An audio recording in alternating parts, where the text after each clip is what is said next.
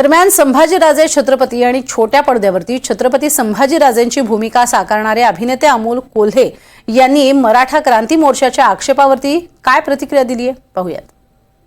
पण एकंदरीत जे तुम्हाला पाहायला मिळते त्यांच्या त्याला काय म्हणतो आपण ट्रेलर मध्ये की छत्रपती संभाजी महाराज लेझिम खेळताना किंवा लेझिम खेळत असताना डान्सच्या स्वरूपात खेळताना, तर लेझिम ही आपली सांस्कृतिक ठेवा आहे आणि लेझिम खेळणं काही चुकीचं नाहीये, पण ते गाण्याच्या स्वरूपात आपला आनंद उत्सव साजरा करत असताना हे सिनेमॅटिक लिबर्टी कितपत योग्य आहे कितपत योग्य नाही याच्यावर जरा चर्चा होणं गरजेचं आहे। याच्यावर एक सगळ्यांनी विचार विनिमय करून सगळ्या इतिहासकारांनी सगळ्या ज्यांचा याच्यावर अभ्यास आहे या सगळ्यांनी एकत्र बसणं गरजेचं आहे आणि सिनेमॅटिक लिबर्टी कुठल्यापर्यंत आपण घेऊ शकतो, त्यांचा लेझिम खेळणं हे काही चुकीचं नाहीये, हे तर मी स्पष्ट म्हणतो। ती आपली सांस्कृतिक ठेव आहे आणि आज अनेक वर्षापासूनची परंपरा आहे ती, पण ती गाण्याच्या स्वरूपात आणि कुठल्या सीनला कशी घेतली आहे याची मला काय कल्पना नाही। कारण का मी त्यांना सांगितलं होतं लक्ष्मणरावना आणि त्यांच्या पूर्ण टीमला की तुम्ही पूर्ण आम्हाला हा पिक्चर दाखवा, जेणे आमचे इतिहासकार मंडळी आमचे